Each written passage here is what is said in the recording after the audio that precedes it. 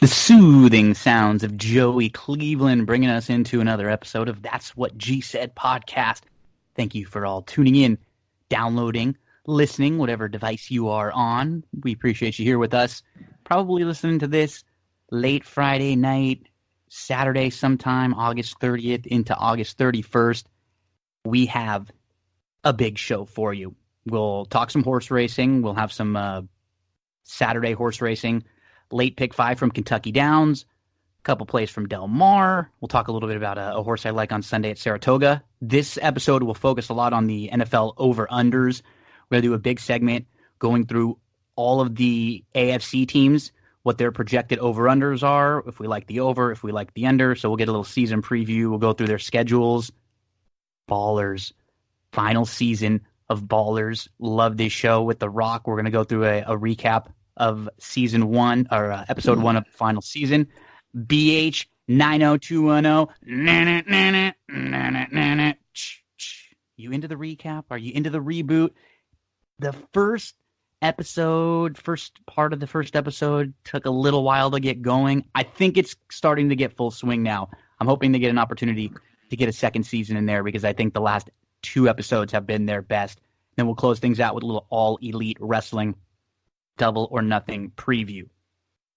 But first, if you follow me on the social medias, anywhere, you saw that I posted earlier today, and I have some amazing news to share with everyone. And to help me share that news, I wanted to bring in a very special guest, the most specialist guest I've ever had on this show or ever will have on this show, my girlfriend and the mother of our future child, Stephanie. Stephanie, how you feeling, babe? Hi, it's my first podcast. Hi, podcast world. You excited to be on a podcast? Yeah. So, physically, how are you feeling right now? Where are we right now? We're about little over 2 months out. So you're almost 7 months right now. How you feeling? Feeling okay. Feeling hungry and large and, knocking things over, getting stuck in the car things, but otherwise not too bad. And have you come to terms with the fact that you are going to have to be dealing with me now in some way, shape, or form forever because we are going to share a kid? I mean, I don't know if you were quite ready to realize that you're probably going to be stuck with me now. Are you okay with this? This is a really interesting place to answer that question. I put the pressure on you now, right, babe? You can't just shoot me down now in front of everyone else. So yeah, exactly. So now you're stuck with me. We're gonna have to do a great job. So how overall, it's been a little bit rough because right now your dad has had some physical issues. My dad's had some physical stuff going on too, and we've been kind of hoping they're doing okay and trying to take care of them a little bit. But overall, how are you feeling right now, just in general now mentally? We talked physically. Are you nervous, excited? Give me some of the emotions you're feeling. Just excited to see what this tiny boy is like. I'm really grateful for all the support from your postings online today. So thank you, everybody, for that. I know there's a lot of people speculating about what he's going to be into, and I can't wait to push him into being into the beach and ocean life and indie alternative music. But we'll see how that goes. And we had a little shower when we were over in Texas with some of your friends, and they were so sweet. And we already got some baby Dodger and baby Cowboy stuff. So we know that from a sports perspective, this baby is going to be a little bit split between some of the Texas teams and between some of the LA teams that I root for. I'm okay with that. So you may have to use this recording years later and show it to me, but I'm okay with that. Yeah, for sure. You heard it here first. And the reason, one of the things that I posted too, for those of you who didn't know, I got sick. I had cancer 9 years ago, and when that had happened, after going through all the chemotherapy, they had told me that prior to starting chemotherapy, they said there's an opportunity that after all of the treatments and stuff, you may not be able to have kids afterwards. So I was prepared for that. And then after the chemotherapy, I had been tested a few times, and that they said that was in fact the case, that I was not able to have kids. So this was definitely a surprise and definitely a miracle. And I know you were nervous and you were kind of not sure if you wanted to come on, but I'm really glad you did, just for a few minutes so I could introduce everyone to you, because you're such a big part of my life now. And I know all the listeners out there, they're like my friends. So they know everything that's going on in my life. And now they know really everything that's going on in our lives. So thank you very much, babe, for coming on and being the opening guest for this show. And I love you. And I'm looking forward to seeing you soon when you get back from Texas. Thank you. And I'm foreseeing a future segment when I'll come back with the little one. Maybe we'll call it Wee G. Okay. And he can have his own part of the show. Okay, that sounds great. And we'll have to do a full Grand Hotel recap at the episode of the season, at the end of this season. We can kind of do an overview, because that's one of our soap opera shows that we like watching together, the Grand Hotel. So we have that. Wait. We have at least one or two more to catch up on. So you told me that was what was happening here, so you tricked me. I ninja'd I'll come you. Back for that. I ninja'd you. So yeah, we'll talk some Grand Hotel next time. So okay, babe, thanks a lot. Go get some sleep. Thank you, and thank you everybody for all the support. Okay, we'll be back in just a second here on That's What G Said, and we're going to start talking some NFL over-unders. The schedule will be NFL over-unders, AFC, then horse racing, then we'll get into ballers, then BH90210, and we'll close it out with All Elite, Double or Nothing, or All Elite, All Out. I keep saying double or nothing. All the All In, Double or Nothing, All Out, all the gambling puns, I get them all confused. Don't go anywhere. We'll be right back. Okay, here we go. NFL. We're going to start with the AFC, and then on the next episode, we'll get through the NFC. We're going to go through all of the AFC teams, their projected over-unders. We'll talk about what we think we're going to be over or under. We'll take a little look at the schedule for each of these AFC teams. So let's start in order. We'll go alphabetically. Alphabetical order. We're going to start in the AFC with, I know my ABCs, the Baltimore Ravens. We can start with Baltimore. Okay, they're over-under.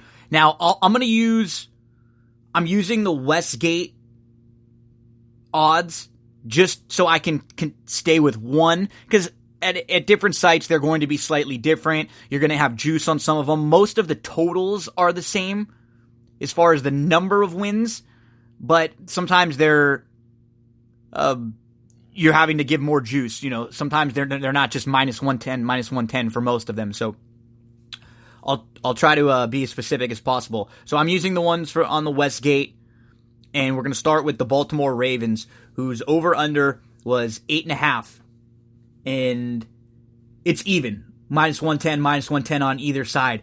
I like the over quite a bit. The way that I see the AFC unfolding, I think there are going to be two good divisions and then two bad divisions, and you'll see that'll kind of come to play with the teams that I'm discussing. So Baltimore, with their over-under of 8.5, you look at their schedule to start, they should be 2-0, and I think this is why I'm going to go over with them. They start with Miami, and Arizona, who are two of the worst teams in the league. You look at the rest of their schedule, they have games against Cincinnati, Buffalo, the Jets, 2 Cincinnati games, Buffalo and the Jets. So we're not talking about the best teams in the league. So Baltimore has an opportunity to go 2-0 to start. They have the Buffalo game, the Jets game, 2 games with Cincinnati. Right off the bat, that's 6 games that are very winnable. Then they have home games with San Francisco, Houston, New England, and they have New England at home off a bye. 2 games with Cleveland, 2 games with Pittsburgh. Those will be tough. And then they go at Kansas City, at Seattle, and at the Rams for 3 of their tougher games. I think this is a 9 or 10 win team. I'm going over Baltimore. Over 8.5. I think they're 9 or 10. Baltimore Ravens, over 8.5 wins. And this is even, and even on the other side, I'm looking at the over for Baltimore as a plus 120. So could be I think this is one of my better over-unders right off the bat. Really like Baltimore's schedule this season. And I think they have some opportunities to play tough teams at home. Even at Seattle, but they're not talking about, like, the only games I look on their schedule and say that's an absolute loss is the at Kansas City game. The Cleveland-Pittsburgh games, when it's in division like that, I would never be shocked to see them go on the road and win. I think they'll probably split those games. You got to take care of business against Cincinnati, though. And you got to take care of your business right off the bat. Because if you lose to Miami or Arizona, then things change quite a bit. But you come out of the gates, you should be 2-0 heading to Kansas City. Buffalo Bills, their over-under is 7. In place is 6.5. I see it at 7 here. And the over is -140. The under was +120. I like this under 7. I bet under 7. I think they're going to win 6 games. Go through their schedule. How many games are they going to be favored in? I think the Buffalo Bills are going to improve. I think the same for the Jets. I think they're both going to improve, but I still think they're both of these teams, and we'll get to the Jets in a little bit, are going to be under. Okay, so Buffalo starts at the Jets. They're a 3-point underdog there. Then they go at the Giants. So that's what they're going to be favored on the road against the Giants? I don't think so. That's a winnable game. They have 2 winnable games to start. They have 3 winnable games to start. They have Cincinnati at home in week 3.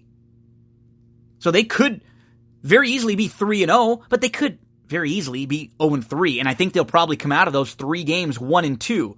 Then you have to play New England. Then you go at Tennessee. You get an early bye in week 6. And then, you have Miami at home. Then you have to deal with Philadelphia and Washington. Maybe you split those games. You go at Miami, Denver, at Dallas, Baltimore, at Pittsburgh, at New England, and then the Jets.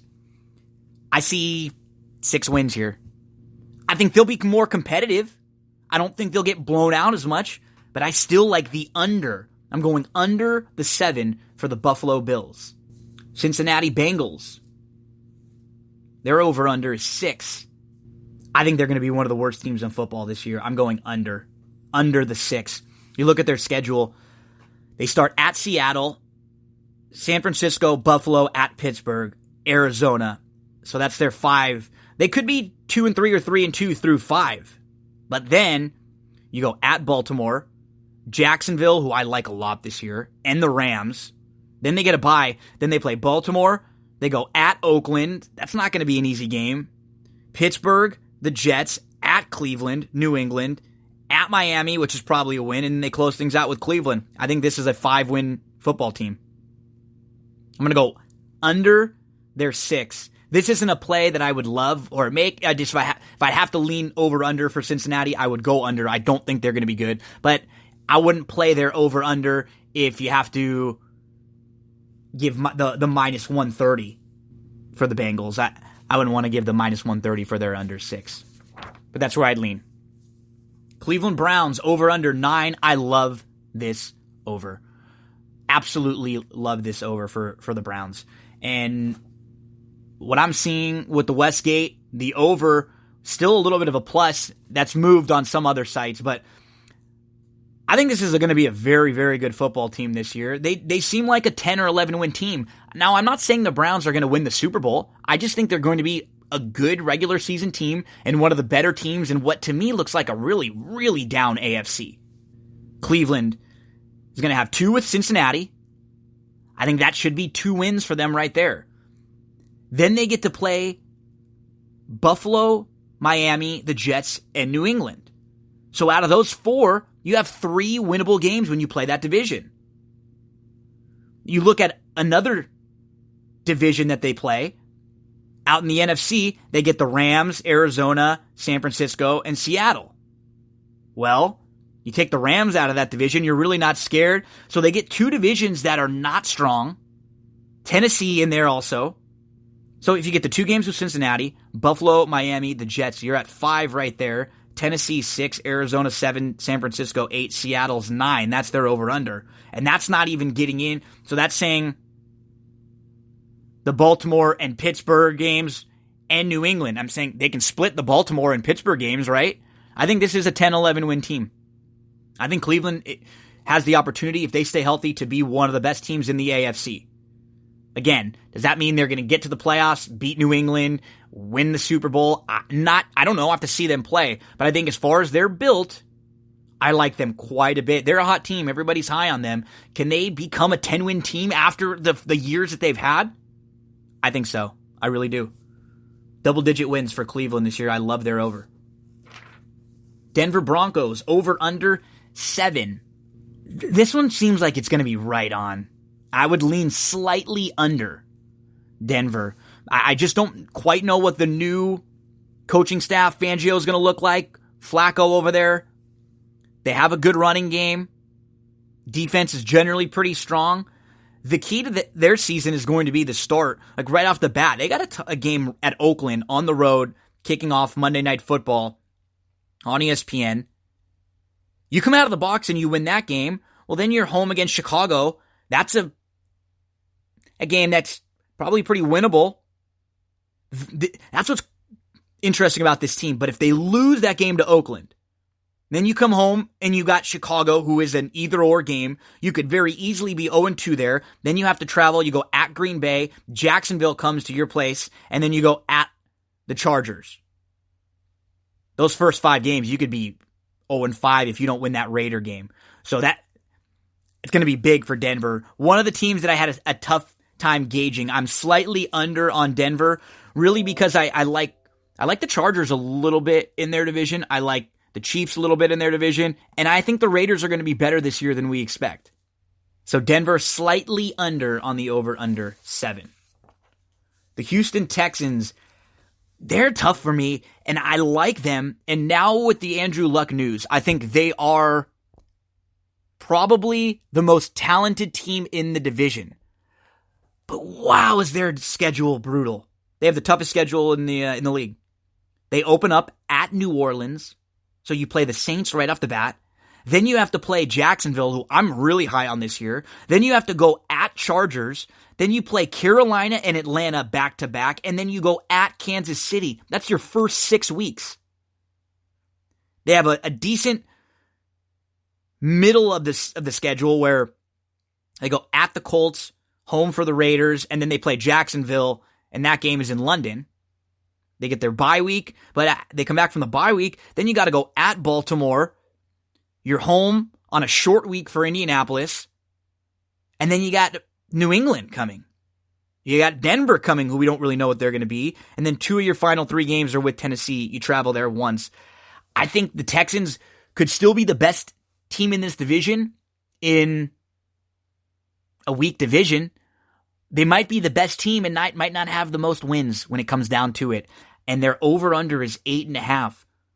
Let's go through where are the wins going to come? Where are the 9 wins going to come in order to get to the over 8.5? Can we find 9 wins for them?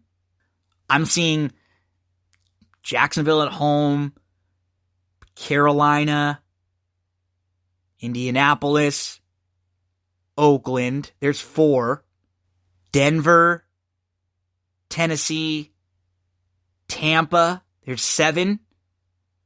The Colts, again, I mean, you're giving them both Colts games. You're giving them both Tennessee games in these division games. I don't know. I'm under on the Texans. I think they're 7-9 or 8-8. Under on the Texans. They're 8.5 over under.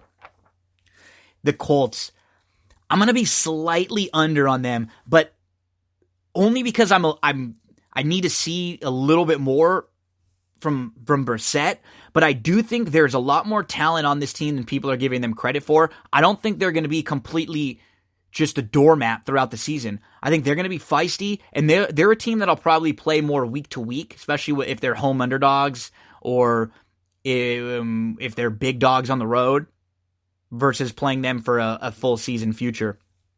Over under of 7.5. I think I could see them, splitting with Tennessee. They play right at the Chargers right off the bat to start. They got a home game against the Raiders. They could win that game. They'll probably win one of the 2 against Houston. They have Miami at home, Tennessee at home, a game at Tampa. I'm seeing 7 wins, and they're over under 7.5. So I'm gonna lean under on the Colts, the 7.5. But again, I don't think they're going to be a bad team. I think there's a lot of talent. We'll see if Brissett is truly ready to be a starting QB in this league. Jacksonville Jags, I like this team a lot this year. I think this is a 9 or 10 win team. And this is going to be one of the teams I'm playing the over on. The over is 8, I see some places. If you can get it up where you don't have to lay any juice, where where you can get it maybe at 8.5, then somewhere and it's a -110 and it's even, then take that. The over 8 is -120 where I'm seeing it. I think they're a 9 or 10 win team.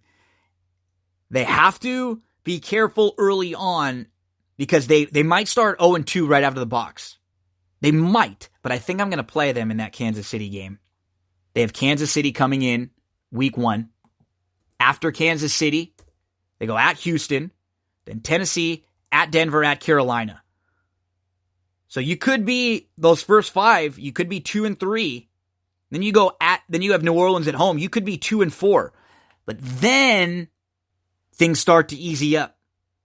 And the key is for a team like this, can a veteran quarterback Foles, who's been there before, can he steady the ship? I'm expecting a huge, huge bounce back year from Leonard Fournette. I'm very high on him in all fantasy.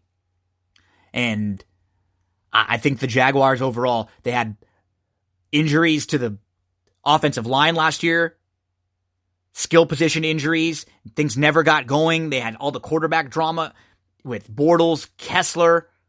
I think this is going to be a different team this year. Jacksonville in week 1 is a 3.5 to a 4-point home underdog. I would play them straight up in that game. I'd also take the 3. You also play them plus the 3.5 points. It's tough though when you have Kansas City, who's going to be one of the best teams coming in. So can you imagine if Jacksonville wins that game, then their over under really looks good. Because middle of the season on, they have at Cincinnati, New York, Jets. Then they go to London, where they're always good in London. Then they play at Indy, at Tennessee, Tampa, and the Chargers at home. They go at the Raiders, at the Falcons, and then the Colts at home. I think this team could win 9 or 10 games if they can sneak one of those first 2 games against Kansas City or at Houston. Maybe you can sneak one of the games at Carolina or home against New Orleans. That defense was still good last year. It just wasn't the number 1 overall defense. Jags, high on the Jags this year. They're going to win 9 or 10 games. Let's get them over the 8. The team that the Jags will play week 1, Kansas City Chiefs, they will probably be the best team in the AFC. Their over-under is 10.5. I don't see how they look at their schedule unless they have an injury to Mahomes or serious injuries. They look like a 12-win team on paper. That Jacksonville game, okay, either way, week 1, let's say they win, they lose even. Then you have at Oakland, home for Baltimore, at Detroit, home for Indianapolis, home for Houston, at Denver. That's 6 wins most likely right there. The at Denver game might be tough. Then you have Green Bay and Minnesota, both at home. You go at Tennessee. And then you have home and away with the Chargers. You go at New England. The only losses I see for them, maybe Green Bay. Maybe one of the road games they have early on in the year. Maybe at New England, that's 3.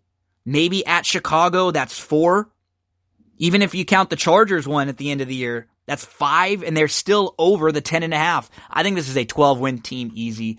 You're not going to get a whole lot of value, though, playing the over on the Chiefs, as they're one of the sexier teams in baseball. Although, one side I'm looking at is giving you plus numbers on the over under 10.5 on the Chiefs. So we'll go over 10.5 on the Chiefs. Chargers over under for them is 10, and I'm still going over on the Chargers. I think they might start 5 or 6-0. Home for Indianapolis, at Detroit. That might not be an easy game in the early morning. Then they play home for Houston, at Miami, home for Denver, home for Pittsburgh, at Tennessee. Those are all winnable games. I mean, those are 7 winnable games. They might not be 7-0, but you get Pittsburgh at home, you get Denver at home, you get Houston at home. In the road games, you have Detroit, Miami, Tennessee. Aren't that scary? Then you go at Chicago. That may be a loss there. Green Bay comes to play the Chargers. Then they go up to Oakland. They get Kansas City. So they might lose 3 out of 4 there. Even if that's the case, you have your bye. You come back from the bye. You go at Denver, at Jacksonville. I think probably they split. They win one of those two. You get Minnesota at home, the Raiders at home, and then at Kansas City. I count 4 to 5 losses with an over-under of 10. We'll go over for the Chargers, 10 wins. Miami Dolphins, their over-under is 4.5. It could be a fun game this year to guess Miami's first win. You look through. On paper, when do you think they win? They have Baltimore week 1, New England week 2, then they go at Dallas, and then they play the Chargers. So in the first 4 weeks, they have 4 playoff teams from last year. They get a bye. Then they play Washington at home. And Washington's not great, but they have a lot more talent than Miami does. They got to go at Buffalo, at Pittsburgh. Then they get the Jets at home. I'm guessing their first win is going to be either week 6 or week 9. But even with all that being said, their over-under is only 4.5. And this is a team that gets to play 2 games against the Jets, 2 games against the Bills. They play a game against Washington, who we mentioned isn't scary. They have a game against the Giants. They have a game against Cincinnati. And they play Indianapolis now, and we don't really know what Indianapolis is. So there are enough opportunities in here for Miami to get to 5 wins or 6 wins. I think they're over on the 4.5 wins. The Pats, New England Patriots. I'm going to go slightly under on the Patriots this year. Their over-under is actually 11. And if you'll notice the way that it's kind of unfolded, I don't think that the AFC is going to be as strong as the NFC. And what I expect is there to be a couple of good divisions in the AFC and then a couple of bad divisions in the AFC. And I think the AFC East is a bad division. I think New England will still win that division. I think they'll make the playoffs, and I think they're going to win 10 games. Maybe 11. I'm going under their over-under of 11. The AFC North, I expect them to be really good. I think the Baltimore Ravens, the Steelers, and the Browns are all going to be good. The AFC South, I think that's going to be a bad division now. I like Houston the most, but they have the toughest schedule. That's why I'm going with Jacksonville, who I'm going to be high on Jacksonville this year to win the AFC South. We don't know what we're going to get from the Titans or the Colts. And then the AFC West, I think, is going to be really good. So I think the West and the North will be really good. I'm expecting the South and the East to be no so bueno. Patriots schedule. Week 1 against Pittsburgh, week 2 at Miami, week 3 against the Jets, week 4 at Buffalo, week 5 at Washington, week 6 against the Giants. They could be 6-0. But then they have a tough little 3-game stretch where they play at the Jets on a Monday night, home for Cleveland, and then at Baltimore. I think they'll lose 2 out of 3 of those games. I think they might lose 1 game to the Jets, maybe on the road to the Jets, or on the road to Baltimore, and I think they might lose to Cleveland. So I'm going to say they go 1-2 out of those 3. And they go at Philly. I'm going to count that as a loss. They play home against Dallas. They go at Houston. I'm actually going to count that as a loss. And then they play home against Kansas City. I'm going to count that as a loss. They have Cincinnati, Buffalo, and Miami to close. So what we're going to get is the Patriots will start the season hot. They'll have a little lull in the middle of the season where they lose 5 games, maybe 6 games out of 8 or 9, and then they close things out winning at Cincinnati, Buffalo, Miami, and we're all going to be asking going into the playoffs, are the Patriots done? Are they any good? Are they done this year? And then they'll make a run like they always do. But I'm still going under in their regular season total. I'm going to go under the 11 on the Pats. I think 10 is fine in a weak division. The Jets. The Jets over-under is 7.5. And I like the Jets. I like Sam Darnold. I expect to see some improvement from them. Let's go through their schedule. Week 1 against Buffalo. Okay, that's probably a win. Week 2, home against Cleveland. I'm going to count that as a loss. Week 3 at New England. I'm going to count that as a loss. They have a bye early. Then we get back from their bye. They have to go at Philly. That's probably a loss. They have Dallas at home. You don't know what you're going to get there. They have New England at home. So they have 2 games against New England in their first 6. Then they have to play at Jacksonville. So they could have, they could be, by the time they get to week 8, they could have 1 or 2 wins. Then they get the games against the Giants, at Washington, Oakland, Cincinnati, Miami. They get a little 5-game spurt from week 9 to week 14 where things will ease up a little bit for them. But if they get beat up early on, will they be able to stay calm and right things in the middle to end of the season? And then things don't end easy. At Baltimore, home against Pittsburgh, and at Buffalo. I think they're a 7-win team. I'm going under on the Jets. 7.5. The Oakland Raiders. Raiders over-under is 6. And I'm going over. I hope I'm not just drinking the Hard Knocks Kool-Aid. I just feel like there's a little more talent there than there has been in years past. If you get a couple of good games from Antonio Brown, not even a full season, maybe he can just help you win 1 or 2 games that you're not supposed to win. That first game of the year is huge. Can they beat Denver at home Monday night? Everybody pumped up. If they win that game, then their over-under, I think, has a big shot. So I'm going to take a swing on the over with the Raiders. I see the over as even or on the slight plus side. They could beat Denver week 1. Then they have Kansas City at home week 2, and then they have to go at Minnesota, at Indianapolis, and home for Chicago. Can they start just 2-3 in those 5?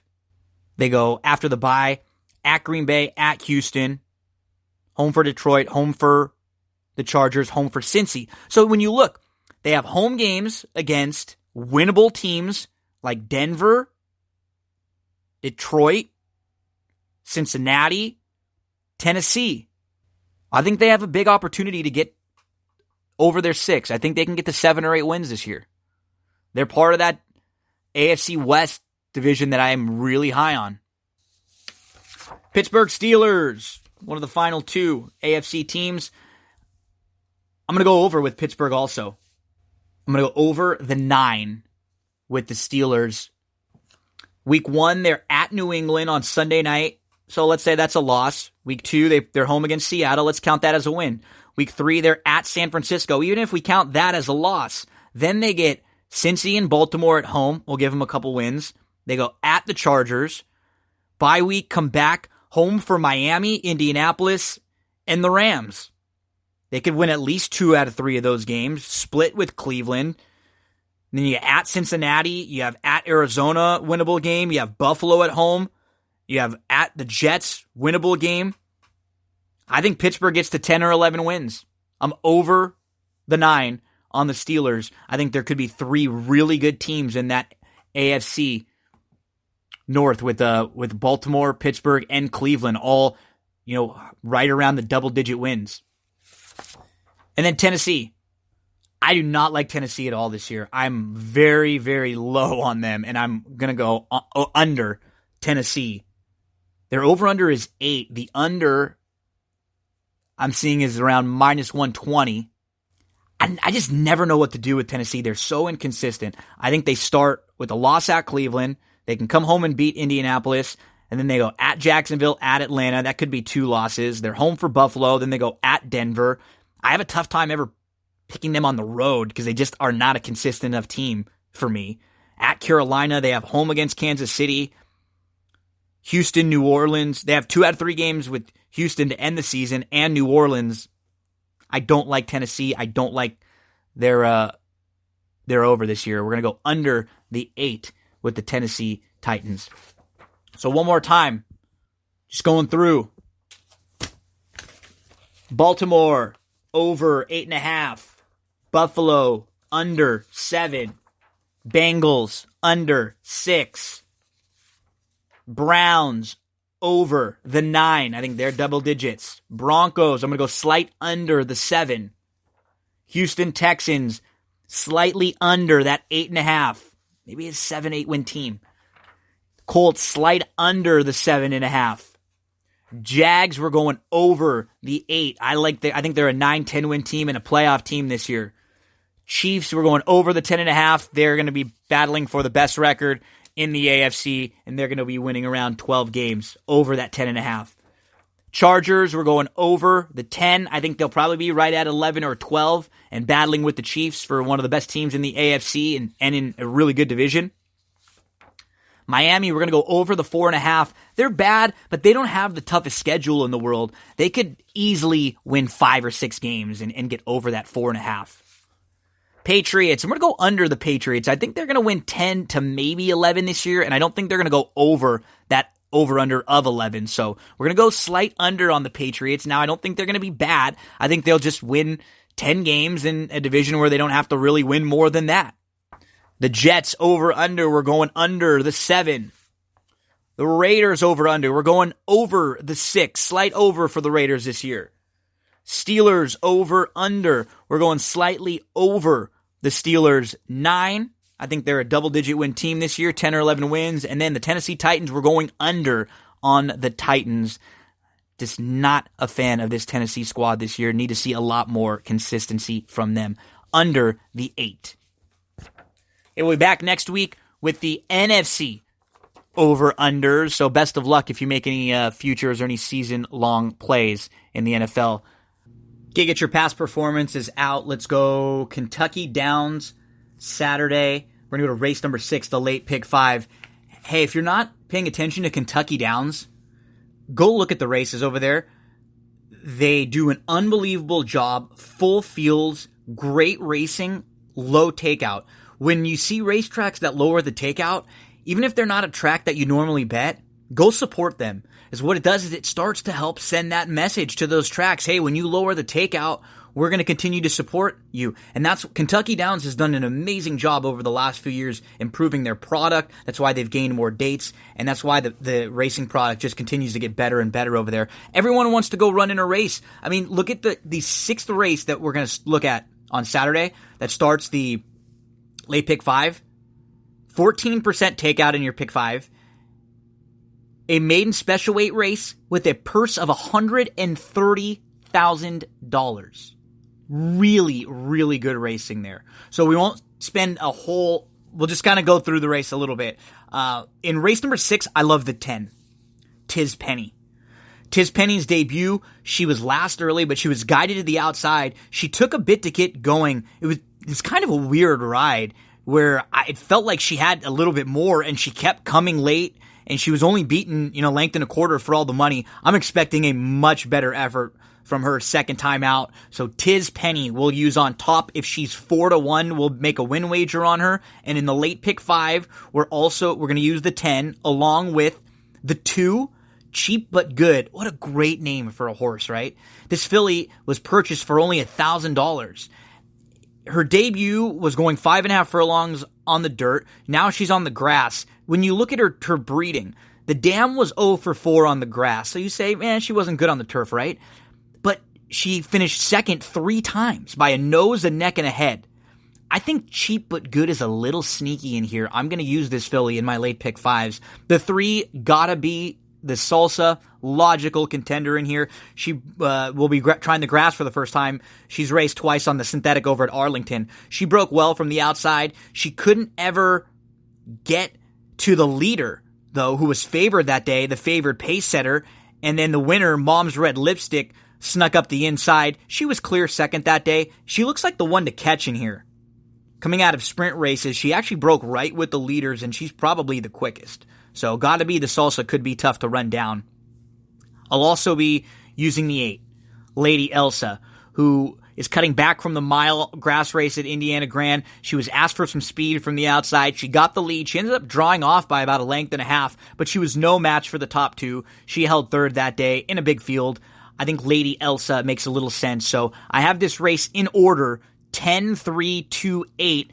Depending on how deep you want to go in your late pick 5, those are the 4 horses who I like most in this race. I'm not as high on the first-time starters having to go 6.5 furlongs over this weird course. It's a little different. It's a little deep. It's a little more, I think, difficult for a first-time starter to have to navigate than for some of these horses with experience. So the 11 AJ Rock wouldn't be a shock. The Dam was a 14-time winner, but not a whole lot of turf success And for Peter Miller, you're never going to be surprised to see a first-time starter come out running, but I will expect AJ Rock to maybe be a little short, have to deal with an outside post, first time out, going a weird distance over a strange racetrack. 6.5 is never an easy distance. Now you're going 6.5 on a difficult turf course, first time out of the box. 10-3-2-8 in the 6th at Kentucky. Race number 7. Not often when you're going the 10-10 double, right? I like the 10 on top in race number 6. I like the 10 on top in race number 7. There are going to be a couple different tickets where I single this horse in the pick 5, and I'm talking about Smart Emma. Smart Emma, if you look at her last 2 starts, they were really good. And prior to that, she's a Julie Grade 1 winner who we just saw come back and run behind Midnight Bisou and Elate and Adore. She's faced some really nice company. In her last start, she was 5th, 6th, she was about 5 lengths off, and then she got caught in between horses, and then she gets caught down inside waiting behind horses. Once she gets an opening, she finally gets an opening. She moved really well, but it was too late.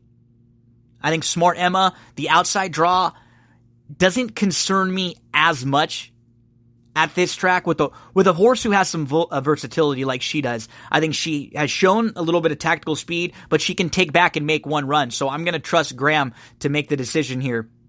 Smart Emma on top. I think the 1, Cascanueces. I follow this filly for a while, and I just keep expecting her to jump up and run a big one of these days. And if she's a price, I'll continue to throw her in exotics, because then at least the day she shows up and wins, it'll be at 15 or 20 to 1. It'll be worth having used her all those times. So throw the 1, Cascanueces, into your exotics.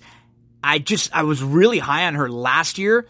She didn't show much. And then that June 7th race at Churchill was pretty good. I thought she was getting back into form, so much that I actually included her in exotics against Grade 3 company last time out. So if I used her last time against better, I have to at least give her another shot here against a softer group. And then Lamari, the 9, looks like the one to beat. I will probably use these 3, the 1, 9, and 10 in the exotics. Most of the exotics here, tough to really make to knock Lamari or to build cases against her. She just hasn't run a bad effort in any of her route races on the grass, and I think she just fits very, very well in here. 10-1-9 in race number 7, the mile 70-yard, the 1 Dreamer. How about the 8th race, the Tourist Mile, worth $750,000 purse, going the mile at Kentucky Downs. I'll mention 4 horses in here. And, I mean, you have the 2 Next Shares, who's a Grade 1 winner. I actually have Next Shares picked 3rd in this spot. I like the 9, Mr. Cub. If you just look at his running style, doesn't it project like he will sit a great trip in here? You look to his outside, great wide open, real story. They're quick. You look to the inside, you have Seam Reap, who's also going to flash a little bit of speed. Maybe Snapper Sinclair sitting close. I think Mr. Cub maybe sitting 4th. Gets the opportunity to get a jump on some of the deep closers in here. Maybe he can sit right behind all the speeds that are battling, and then he gets first jump on Next Shares and Hembry. So for me, I like the 9, Mr. Cub on top. The other horse who's really interesting is the 12, Majestic Eagle. Go back and watch the Del Mar Mile. Was not a bad effort. The 2-back race at Santa Anita, Grade 3 winning, good effort again. And overall, he's just been really consistent. You start going and watching 3 or 4 of his races in a row, and you're realizing that more than not, you're getting a good effort from him. He's faced top-level company. I think Majestic Eagle, if he can work out a trip from the 12 post, which, as I mentioned, on this kind of a track, it's a little bit different. I think you can work out a trip from anywhere with the right ride. So let's give Majestic Eagle a shot. I have 9, 12, the 2 Next Shares. It's tough to really leave this classy guy out of your exotics. He hasn't been in the best of form in his last few, but look at the races he's coming out of. 3 of the top races on the calendar for grass horses year in and year out. That the Pegasus World Cup Turf, he was behind Bricks and Mortar. Then he hooks a Grade 1 field in Santa Anita, and then again he hooks a Grade 1 field in the Turf Classic behind Bricks and Mortar again. So it's not really a shock to see that in his last few starts he's been a little bit overmatched by the best turf horse right now in the U.S. Really hard to leave him out of your exotics. And then the 4, Hembry. Hembry loves to come running and finish second or third, but in this race, with the speed on paper, with at least 2, it looks like, 2 to 4 pace horses whose best efforts are when they're on the lead and you expect them to go to the lead. Them battling up front should set up for Hembry to come running, who hooked the really good Got Stormy. When Got Stormy is good, just so good. I mean, what's to knock about the runner-up in the Forbidden Apple, the runner-up in the Poker? You know what you're going to get from Hembry. He's going to launch that late run. 9, 12, 2, 4 for me in race number 8 at Kentucky Downs. Race 9 at Kentucky Downs, the Juvenile Fillies, the Exacta Systems Juvenile Fillies 2-year-olds going a mile on the turf course. I will mention 3 horses in here. This is, I guess they're all pretty logical. The 6 Weekend Fun will be trying the grass for the first time. She was a clear-cut second after pressing at Saratoga last time out. She was a fine third in her debut at Churchill Downs. Her dam was a 2-time winner, and both of those wins came on the grass. Her dam actually broke her maiden in the first grass start, a situation identical to the one that Weekend Fun is in. She was solid in 4 grass starts, and then she got hurt. This one has a little bit of sneaky grass breeding with that damn Weekend Fantasy, who was a little bit better on the grass than it might look at just first glance. The one, Ask Bailey, loved her big sustained rally. First time going long. She'll save all the ground, and she'll come rolling. And she was just beaten ahead, going 5.5 in the debut, and she showed that nice improvement second time out. Even though her figure was a little lower, she did exactly what she had to do to win that race. 6-1, and the 12, Fly So Pretty. She's another that's done a little wrong, but she will be trying a mile for the first time, and she'll have to do it from post 12. But she beat a couple next out winners in a strong race at Saratoga on July the 21st. She looks logical. I mean, I wouldn't talk you off the 7 or the 11. They all seem to make some sense in here, but I think there's going to be a little bit of pace on paper. If there's anyone that's quick enough to get in front of the field and wire them, I think it might be Weekend Fun. So I'll use Weekend Fun, Ask Bailey, Fly So Pretty, and all the exotics. Those are the 3. 1, 6, 12, 6, 1, 12 I have in the order in race number 9 at Kentucky Downs. And then race number 10, it is the Juvenile 500,000 for 2-year-olds going a mile on the turf. Look at the money in these races. The 7, Fenwick Station. The 9, Our Country, just ran their day, so don't expect Our Country to run back. We just saw Our Country at Saratoga. So the 7, Fenwick Station, I have on top. Fenwick Station ran really, really well. He was waiting inside at Indiana ground going a mile. He got shuffled. He got bouncing around in between horses. He had to sit behind horses. Then he moves to the inside. He got bumped around at the rail, and he ends up getting the victory. I thought it was a very good debut when he had a nice education. He probably learned a lot out of that race. I think Fenwick Station is a must-use in all of your exotics. The 4, Nighttime, was a step slow from the inside on the turn, shot through, but was always working hard and was down on the inside. Now gets off the rail after 2 tries on the rail, goes a little longer. He has good speed. I think Nighttime, if anyone in here can take this field gate to wire, it's the 4, Nighttime, who will be battling it out up front. The 5, Are You Kidding Me? He broke really well, and he ends up right on the lead in his debut, going a mile and a 16th. He ends up taking back a little bit on the turn. He's 3rd. Then he angles up 3 wide. He's in between horses. He really was running hard all the way and ends up getting the victory. He worked for it, and he's tough to leave out. And the 12, Peace Achieved. He just sat chilly on the inside while he was having to deal with a foe to the outside who wanted the lead, but he just kind of sat and very, very easily opened up.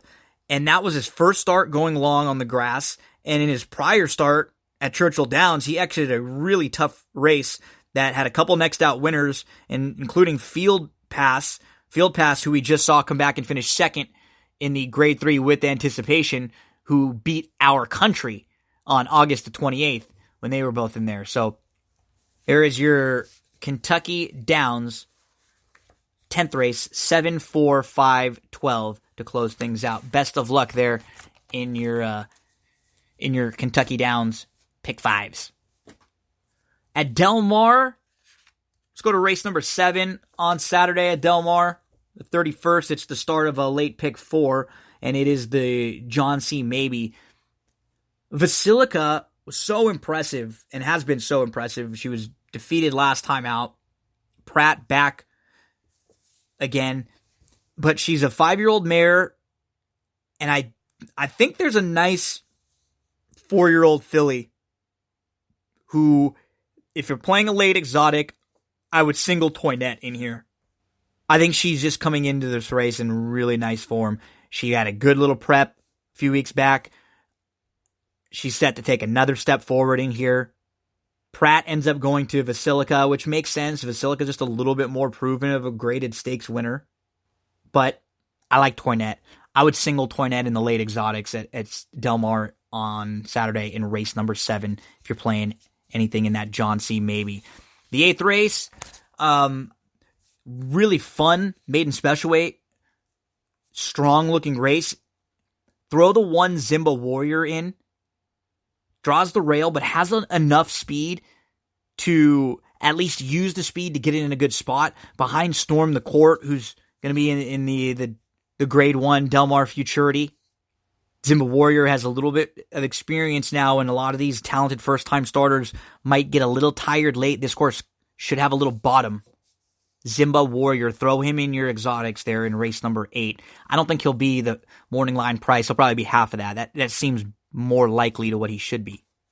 The 9th race, the Grade 1 Del Mar Debutante. There are 3 in here I want to mention. Obvious respect for Inspiressa. I'm not trying to beat her really in any way, shape, or form. She's deserving. I would put Stellar Sound on top just because of the draw. Now, if you watched her debut, the outside draw actually was not a positive for her because she veered out and she spotted the field a few lengths. She broke completely outward, but she recovered well. She sat nicely. She moved up, and she ended up getting a pretty professional win in the end. With the outside draw, with what looks like a lot of speed signed on, Stellar Sound could get the trip. The horse who I think is a little sneaky is Pure Zena. We haven't seen her since July 20th. She's a little out of sight, out of mind, because she only raced once at the meeting. She only raced going 5 furlongs, and she has speed like many others in here do, but we don't really know how good she is. She crushed a field. It wasn't a great field. So far, they haven't come back and had a lot of success. But she could be any kind, and I don't think there's enough attention or focus on her. She might be forgotten about a little bit. I'm going to use Pure Zena in all the exotics, so I have 8-7-3, those 3, and Pure Zena might be worthy of a few bucks to win because you just don't know with her yet. 8-7-3 for me in the Del Mar Debutante. And then in that 10th race, make sure to throw the 5 Fredrikstad in your exotics. I'm just expecting a much better effort from this one going a little bit longer, so toss Fredrikstad into your exotics in that 10th race. And then on Sunday at Saratoga, there's a horse I like, race number 11 on September 1st, Saratoga, the 3, Perfect Alibi. Perfect Alibi just won the Adirondack and is coming out of the same race with Frank's Rocket. Now, I watched the 2 of them in that race. Perfect Alibi's trip wasn't that much worse than Frank's Rocket, and Perfect Alibi beat Frank's Rocket. I don't understand why Frank's Rocket is going to be that much shorter of a price than Perfect Alibi. If Perfect Alibi is over 5-2, I think she makes a whole lot of sense right back.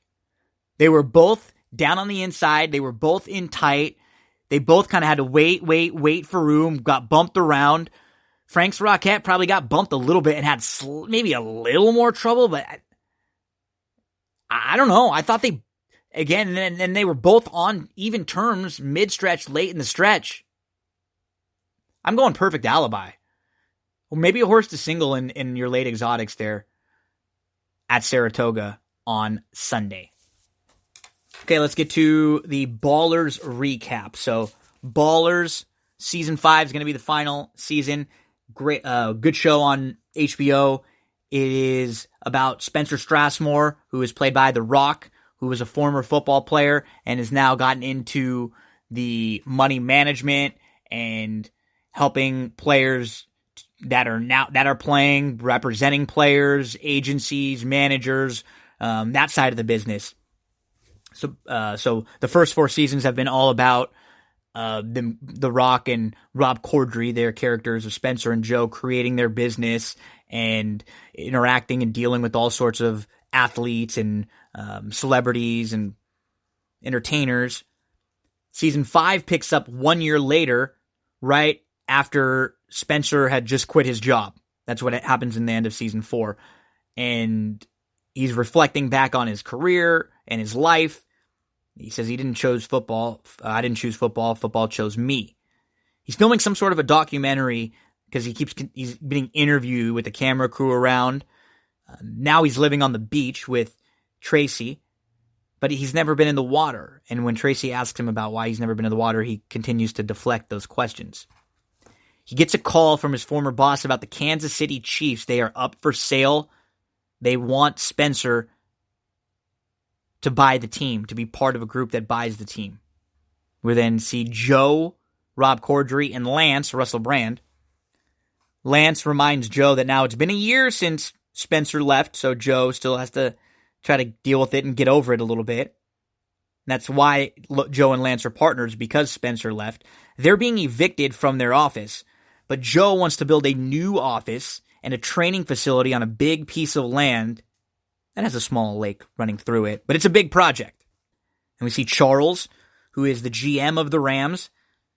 It's funny when they use some real players' names and then real players make cameos, real people make cameos, but then there's also actors playing people, kind of meta, right?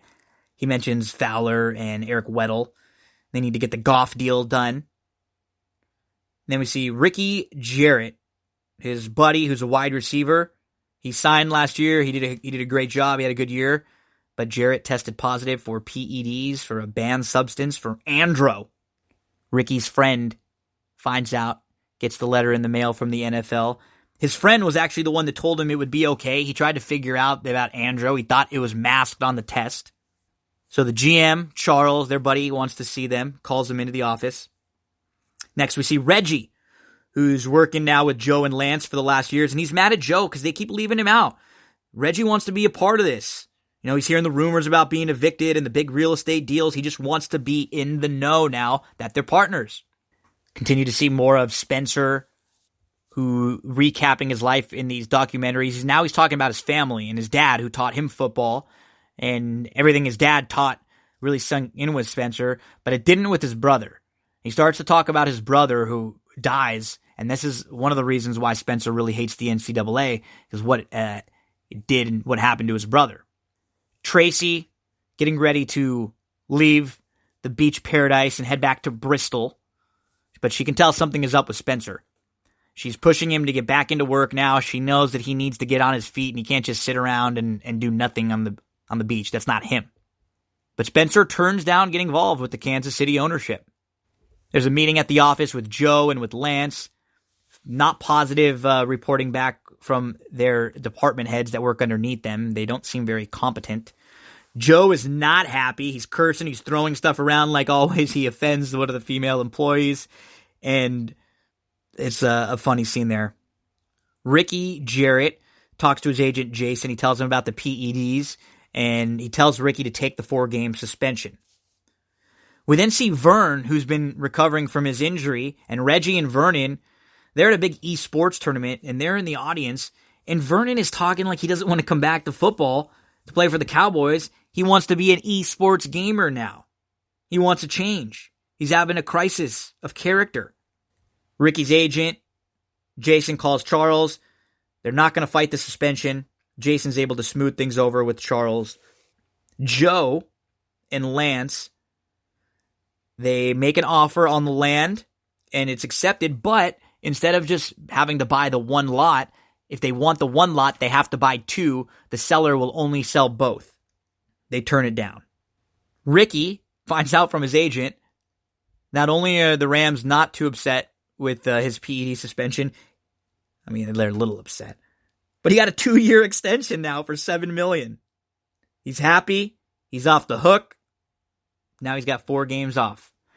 And as he turns around in the street, pumped up, he gets nailed by a car. He backs right up into the street and he gets hit hard. What's going on with Ricky? New 2-year deal, and he just got laid out by a car.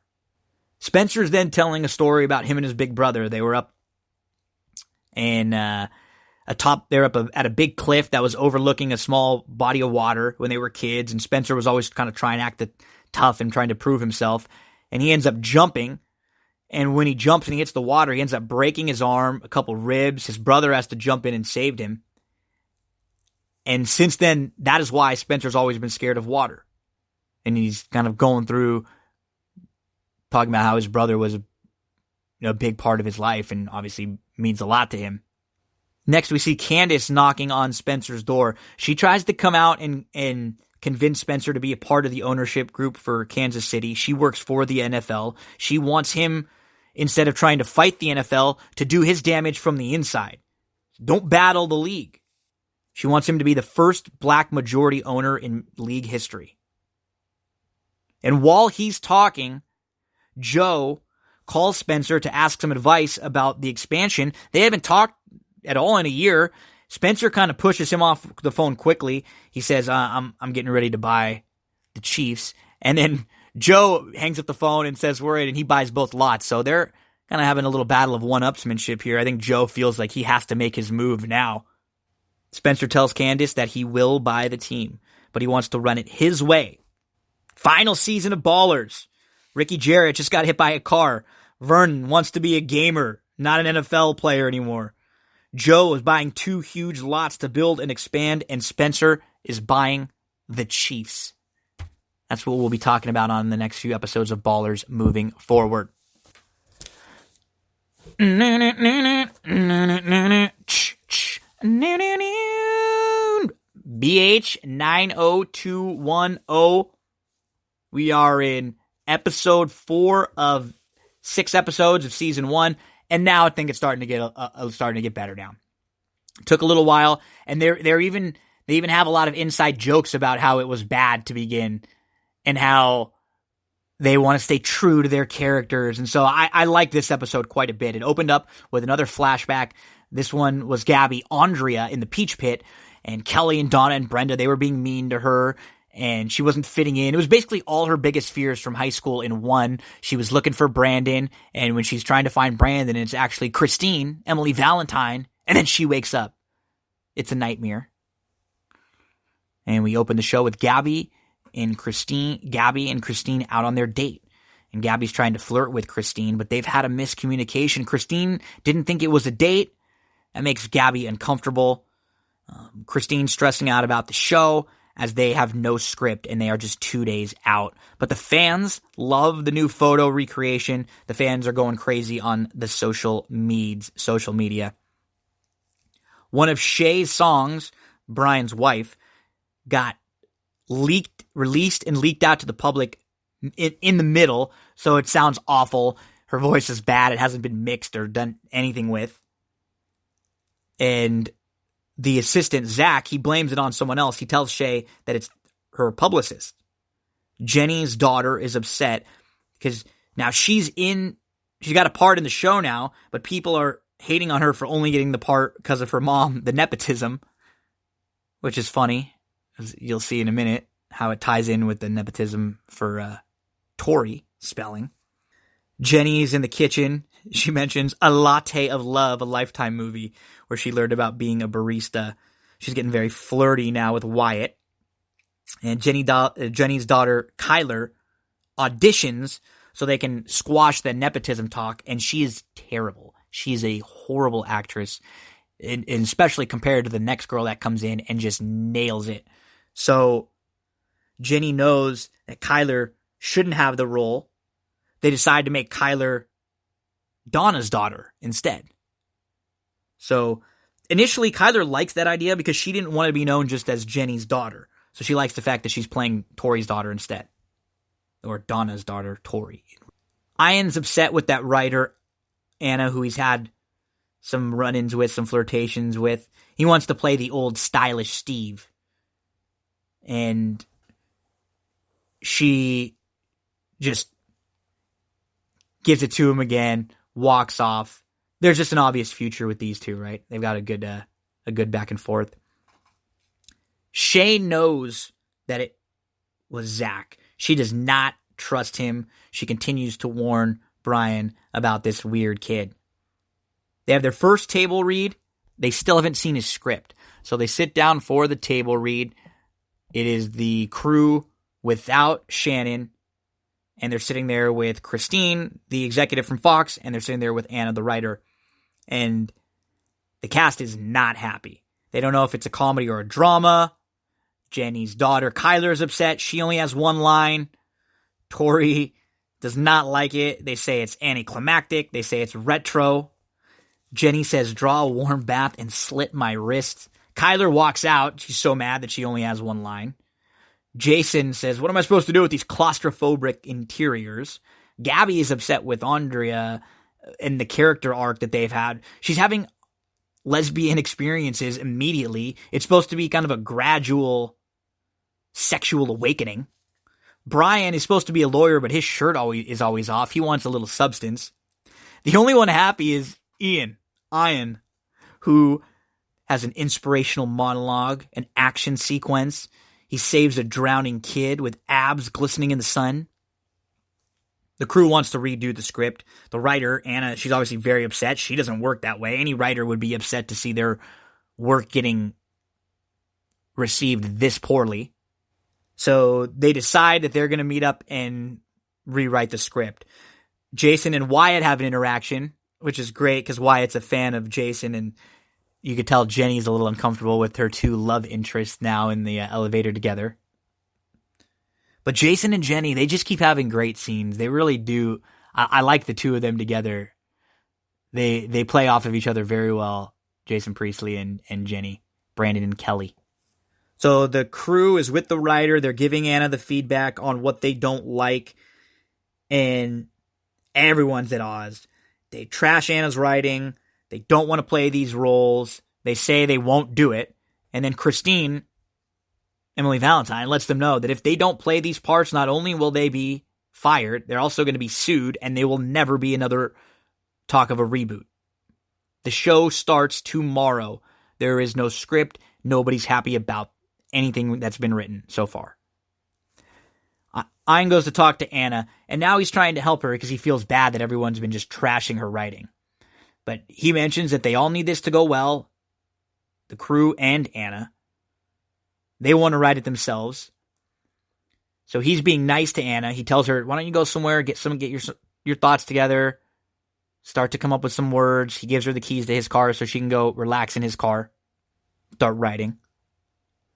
The crew is trying to write, and they are not agreeing at all. They can't come to terms on anything. Everyone's all over. They're not writers. They don't know what to do. And Anna starts working on the script in the car. Ian sends her a little screenshot to watch them fighting and arguing and crying, and like a scene reminds you exactly of something that would have happened in the old Beverly Hills 90210, and it's some inspiration for Anna. She starts writing, and she knows the direction that she needs to go now. Tori has to cross out all the sex scenes with Brian, which Brian doesn't seem to like. And so it's when Gabby's breaking down about how hard it was for her to be so much older than everyone. She just wanted everyone to like her. They have a really good moment. They hug it out, and that's the moment that Ian sends to Anna, and that's the moment that Anna sees and starts to get writing on the show, on the new script. Shannon comes in while the crew is all attempting to work on the script, and they mention that there's no script, they have a crazy stalker, and that the network is threatening to sue them. and this seems to be a little too much for Shannon. She can't handle it. She walks out. As Brian says, being dramatic is in her job description. The girls go to find Shannon. She's smoking, meditating,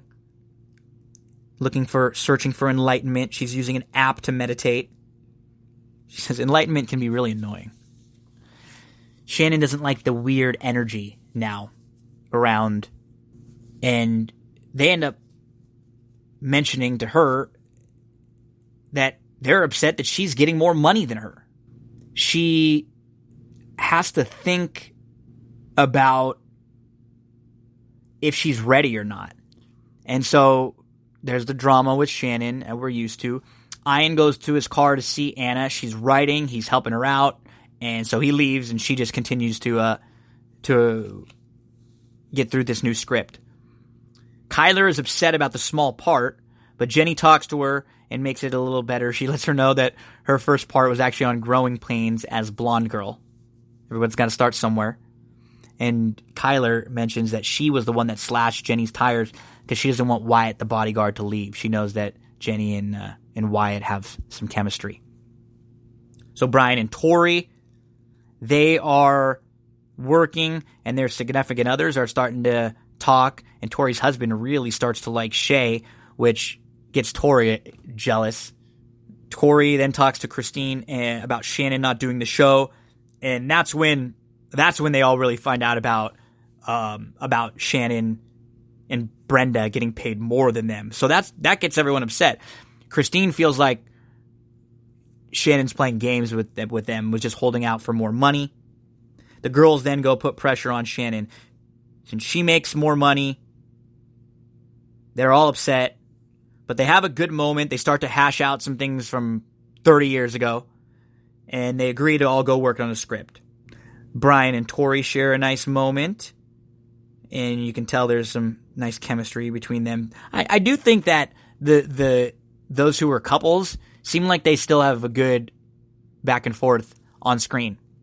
Christine is drinking at the bar. She's stressed out. She's struggling with this project. They don't have a script. All of the actors are being divas. She doesn't know what to do. Shannon's still not signed on. And Gabby comes in there, and they're talking. They're having a drink. They almost kiss, but Gabby decides not to. That's when Shannon comes to meet with everyone, and that's when the whole crew lets her know how they're upset that she's making more money. But then she mentions 100% of her salary will be going to support kids in hot zones. She's such a hippie. Anna comes back with a rewrite. They read the script, and they all love it. They start celebrating. Time for some drinks. Shay tells Brian that she had the PI look into the song leak, and it was, in fact, her publicist. But she also had her PI look into Zach. And Zach has pictures of all over his apartment of Brian. He has Brian's wallet. He has weird stuff up all over. Who is this kid? They all like the script. Everyone's happy, and Jenny and Wyatt are leaving together. She likes him, and they joke because he knows that her daughter was the one that slashed her tires. They almost kiss. They don't because he can't get involved with clients. But now she's going to ask Fox to remove the bodyguard tomorrow and tell him she doesn't need the bodyguard anymore. That way her and Wyatt can get together. Gabby goes and sees Christine. She kisses Christine, and they are making out. Good for you, Andrea. Brian goes to confront Zach at his apartment, and we see that Zach is, in fact, Brian's son, as many had suggested. The crew is getting ready to start filming. They are on set. They're walking to the set, getting ready, and the set is on fire. Not necessarily the sign you want when you're getting ready to start your reboot. Set on fire. What? Next week on BH90210? You'll get the full recap right here. Make sure to tell all your friends that like BH90210. Everything you need to know right here. Let's close things out with AEW Double or Nothing. I've said this. How many times have I said Double or Nothing? 15? 20? AEW All Out. AEW All Out. Okay, So this is really like there's 4 big matches on the show, and then there's an undercard on the buy-in, which is the pre-show, which you can watch on YouTube for free. Private Party versus Angelico and Jack Evans. I believe the show starts at 7 Eastern, 4 Pacific, and it's on BR Live if you want to purchase it. So that buy-in show, Private Party versus Angelico and Jack Evans. The main card will start with Riho versus Hikaru Shida. There is the Crackle Barrel Clash, Joey Janela versus Jimmy Havoc versus Darby Allin. These are all 3 really talented guys. They just don't really have storylines going on, I think, until TV starts. So they keep putting them in these multi-man matches just to get them on the card. We'll see some crazy stuff here from Janela and Jimmy Havoc in particular. The Dark Order versus the Best Friends. The winner gets a first-round bye in the AEW Tag Team Tournament. See if the Dark Order can get over a little bit more. I think it's kind of been missing a little bit. There's also going to be the Battle Royal, the Women's Battle Royal. And they've done a good with these Casino Battle Royal themes so far. And then I think there's the big 4 matches. It'll be the AAA World Tag Team titles, the Lucha Bros versus the Young Bucks. And it's going to be a ladder match. This one will be insane. High spots all over. Tons of action. And then hopefully after this, these 2 teams can move on because they've been feuding with each other for quite some time. But this match should be great. Lucha Bros, Young Bucks. And then Cody versus Shawn Spears. We remember Shawn Spears, he was Ty Dillinger, the Perfect 10 in WWE. This has a good storyline as Cody brought Shawn Spears into AEW and he mentioned that Shawn's a good hand. And that offended Shawn. He doesn't want to just be a good hand. And Shawn came out, he hit Cody with a chair. The chair busted Cody open. There's been really good back and forth on the YouTube series and on the road to All Out. This match has been built up very, very well. Tully Blanchard is in the corner of Shawn Spears. This is an old school feud, and I think Shawn Spears has to win this first match in order to set up for a second and third match and for Cody to get the big win down the line. Jon Moxley got hurt, and everybody went, oh no, one of the big matches on the big show is already in trouble. And they were immediately able to fill in with Pac, who we knew as Neville in WWE. And Pac, remember, was supposed to be in AEW a while back, but he had some issues with Dragon Gate where he was still the champion there. He didn't want to come over and lose a match until he lost that title. Now he's here in AEW, and I expect him to be one of the main event players. And now you look at the combination of, towards the top of the card, you have this match, Pac and Kenny Omega, and this will be a great, great match. These guys can go, give them 25 minutes, and let them just tear the house down. This will probably be sort of like a number 1 contenders match, and the winner of this will probably face the winner of the AEW World Championship match between Hangman Page and Chris Jericho. And it makes the most sense for a company like All Elite Wrestling to put Chris Jericho to have Chris Jericho be your champion starting TV. It just makes the most sense. People know Jericho if they're tuning, flipping the channels. They see him, they know him, and then maybe you hook them. He's the biggest star. He's as close to a mainstream celebrity as they have, and he's getting older.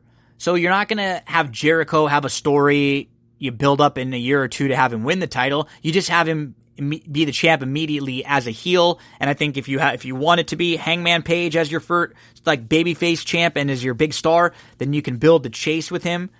And if it's not him, maybe it's somebody else. But down the line, I just don't like the build for Hangman Adam Page as of late. He feels a little cold right now heading into this. So I think the right way to go would be to have Jericho as your AEW World Champ.